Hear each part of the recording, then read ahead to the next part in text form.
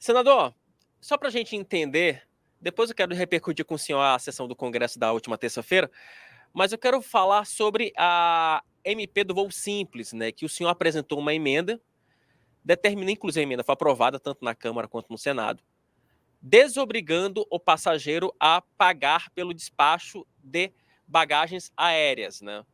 Esse trecho foi vetado pelo ex-presidente Jair Bolsonaro. Esse trecho foi alvo, está ali na lista de vetos a serem analisados pelo Congresso Nacional.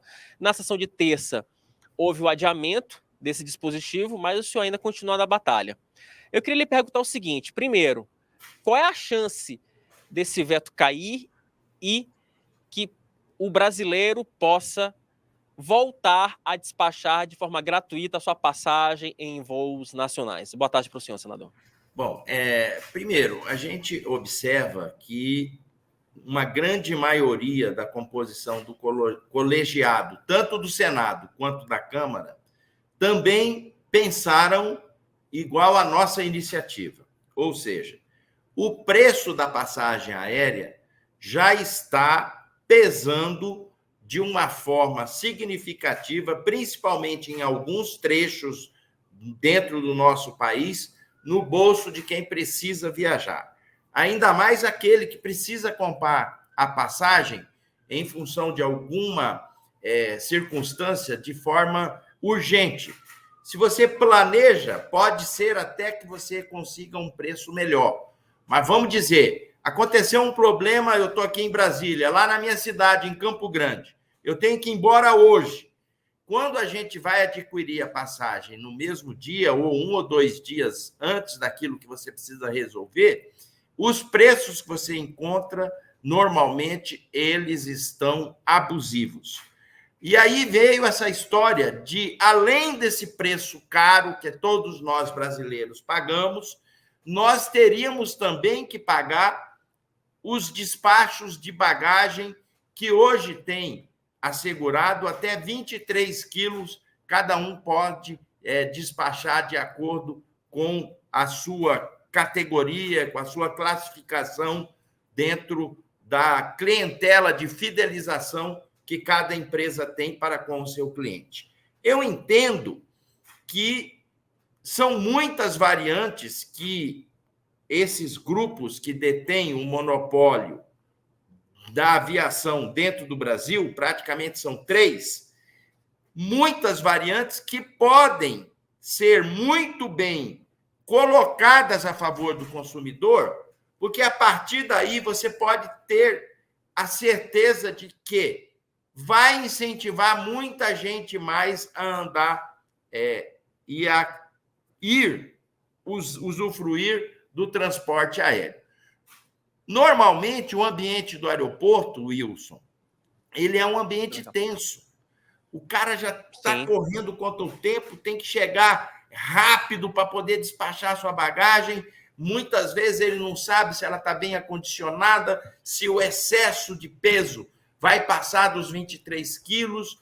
E nós vivemos num país onde as distâncias de um lugar para o outro habitualmente são longas. E muitas das vezes você precisa levar mudas de roupa, acessórios, que muitas vezes pesam na bagagem. Então, nós temos que ver o seguinte: não dá para comparar, como às vezes você escuta eles falarem aqui, a situação do Brasil com outros países menores que muitas das vezes têm o tamanho de um estado nosso, onde o cara vai de manhã e volta de tarde. No nosso país não funciona assim. Então, eu quero levar isso para frente, vou defender a derrubada desse veto, tanto no Senado, como já estou me articulando na Câmara dos Deputados, para a gente poder manter essa gratuidade do despacho de bagagem, que, na nossa avaliação, vai ser importante para o consumidor que usa a aviação. Agora, senador, para a gente fechar esse assunto, provavelmente o senhor já deve ter conversado, já deve ter tido contato com as empresas aéreas. Elas sempre alegam: é uma medida que vai trazer prejuízo, que vai impactar no preço da passagem. Como o senhor argumenta, qual é o seu contra-argumento a esse tipo de alegação? o estudo que a gente se debruçou no sentido de demonstrar que o real impacto no preço da passagem é o preço do querosene de aviação. Esse, sim, tem um impacto significativo. E aí, o que acontece? Para eles poderem compensar esse aumento em função da crise do petróleo em outros lugares do planeta, eles ficam usando outros artifícios para poder compensar aquilo que eles não têm praticamente nada a fazer quando esse preço do querosene do avião é imposto. E um outro argumento que eu sempre coloco para eles, porque eu tenho uma boa interlocução com o setor, converso com eles.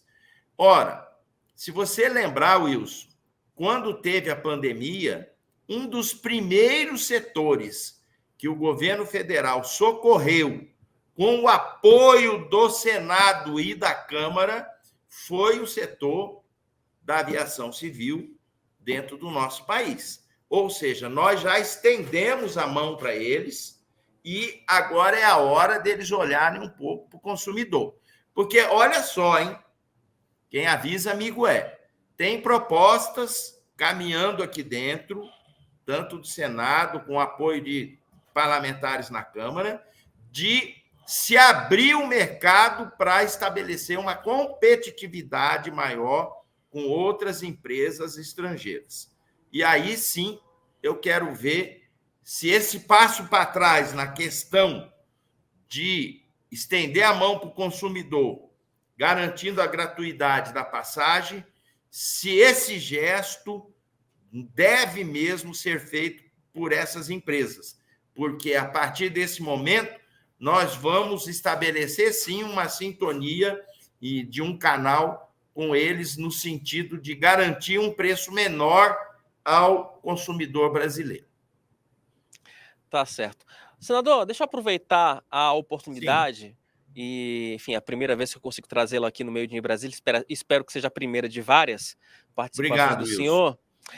Para a gente falar um pouco sobre a sessão do Congresso de terça-feira, que foi uma sessão em que o governo sofreu algumas derrotas, como no caso do veto em relação às saídas de presos. Também houve uma derrota em relação às fake news, né, um veto que foi estabelecido pelo governo Jair Bolsonaro. E o senhor do PSD, um partido ali do centro. Qual é a sua avaliação da articulação política após essa sessão do Congresso Nacional? De fato, o governo Lula foi derrotado nessa sessão do Congresso ou não dá para falar isso, ou ainda há uma margem para o Palácio do Planalto manobrar ali com senadores e deputados para tentar rearranjar ali a sua base no Congresso Nacional? Olha, todas as vezes que ocorre uma situação como essa, você não pode virar as costas para isso. Deixar como se existe e pairasse um céu de brigadeiro e uma normalidade. Há que se exercitar contínua, diária, dinamicamente, a relação entre o Congresso e o governo, não só Câmara, como Senado e o governo.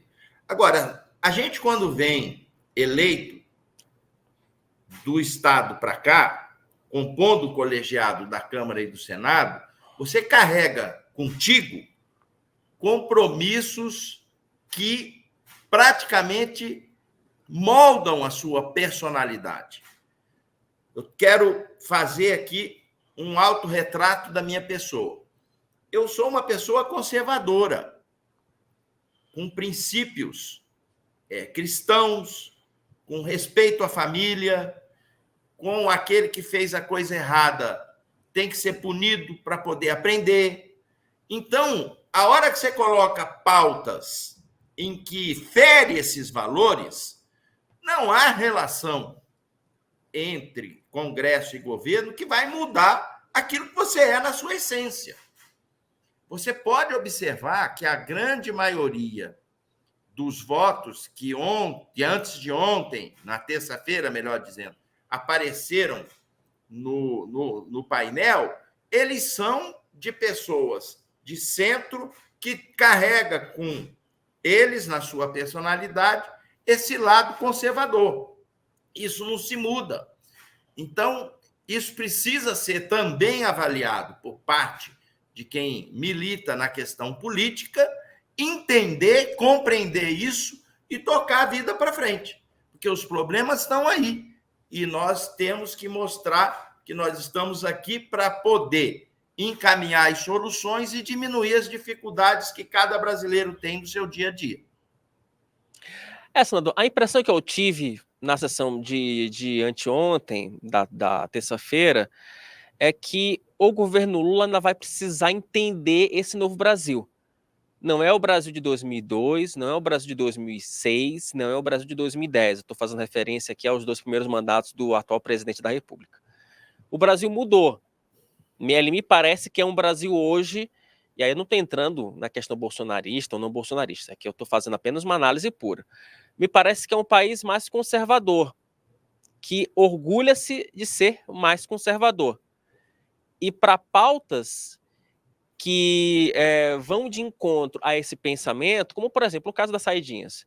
Você pode até discutir a questão da ressocialização, tem uma questão de mérito ao fundo, né? Eu não vou entrar nessa seara, mas para você explicar para alguém que tem um perfil mais conservador de que a saidinha é um instrumento de ressocialização, que apenas uma minoria comete crimes, etc, etc, etc, é difícil você colocar isso na cabeça desse cidadão.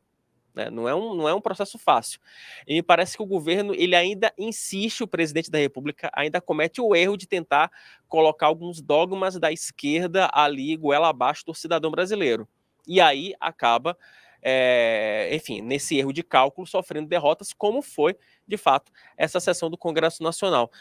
Só acredita que é isso, o Brasil mudou e o governo Lula ainda teima em não entender a cabeça desse novo brasileiro, senador? Eu vou, na primeira afirmação que você fez, fazer um comentário em relação a isso, do qual eu concordo com você. O país realmente mudou. As redes sociais, hoje, eles dão uma condição de conscientização política muito mais apurada do que outrora. Hoje, se você perguntar para o cidadão comum, assim, na lata para ele, me fala aí o nome do camisa 8 da seleção brasileira. O cara não vai saber. Mas você pergunta para ele, me fala o nome de um ministro do Supremo Tribunal Federal. Ele, responde e você se surpreende. O que está acontecendo? Hoje, o brasileiro, ele está mais afeito ao acompanhamento dos desdobramentos políticos que a gente produz aqui dentro do Congresso Nacional. Eu vejo por mim, pessoas simples que do meu contato, do meu relacionamento, me questionando determinadas situações políticas que eu jamais imaginaria que eles poderiam questionar. Em relação a essa questão da saidinha, você se lembra que sempre quando tem alguém que faz algum mal feito, esse benefício acaba sendo contaminado por aquele que fez aquilo de uma forma errada e acaba se perdendo para os outros que, porventura, possam fazer certo. E aí eu não vou longe.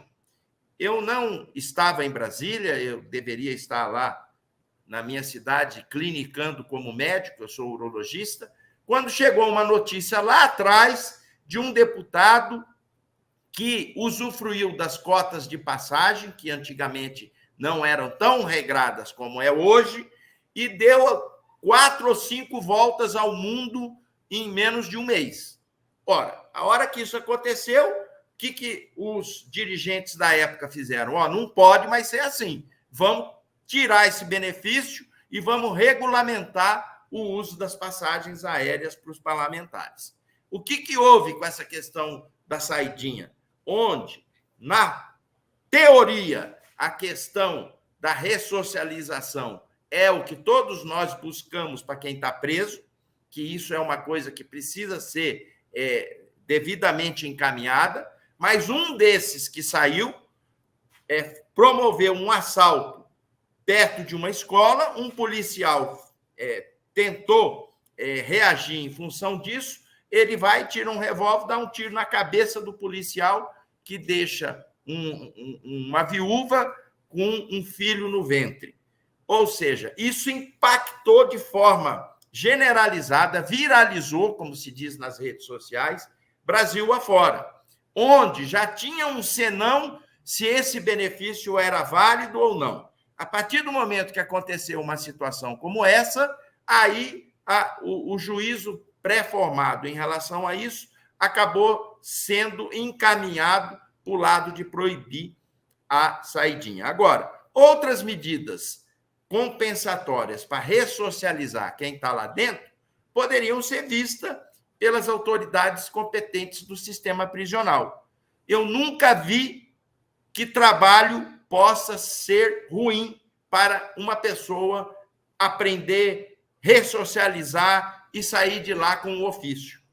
Vamos promover mais condições de aprendizagem e trabalho para os detentos, para que eles possam produzir para a sociedade que paga com seus impostos a sua estada dentro da prisão, para que isso possa ser, lá na frente, interessante para a sua ressocialização.